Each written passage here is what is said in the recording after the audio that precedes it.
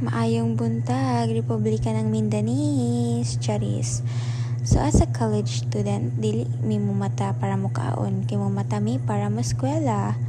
No, buntag pa kayo sa'yo, pero gisamok-samok na ko ni Kuya. Well, he's a nice person though, and here's my sundo. Kay bawal jud mi malate guys, kay kung para sa inyo ha okay ra malate, para sa muha dili, kay uso kayo sa criminology ang masimasi, or also known as happy hour. Mo eskwela nga walay pamahaw, mo uli nga naay dala pamaol. Inana ka wide, inana ka dako ang ground sa mong school, although under construction pa siya, pero dako gid siya in actual guys.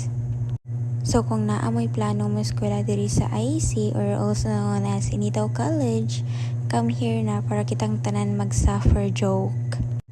Nganong mag-suffer man nga tanan nagpa-enroll ug tanan estudyante diri sa Initaw College puro man mga bright. Duh.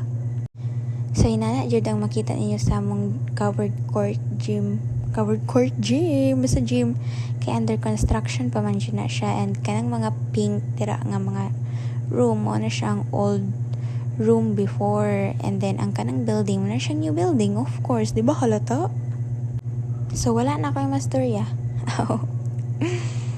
Kasamok ba na ni patago-tago pa siya, pero klaro na biya kayo yung ulo kay ulo nga murag balot. Actually tanan man cream murag balot ug ulo.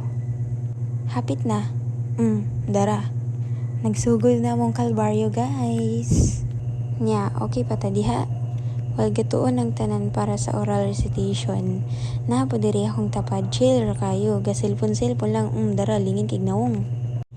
After sa oral, manguli na ta. Kay as a college student, of course, atong schedule tag 1 hour and 30 minutes, rajud na siya. Charing, ma-issue na sabtani, my God. Kay college naman ta, di naman ta mga bata. Let's normalize nga isa ra ka subject sa isa ka adlaw. The heaven. So, nang naunga na, uy, anong ito mang ginagnaong, uy.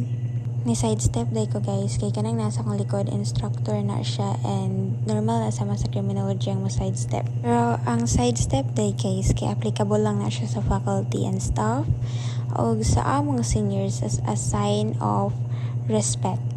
So, maura to guys. That's all for today. Goodbye. See you in my next vlog.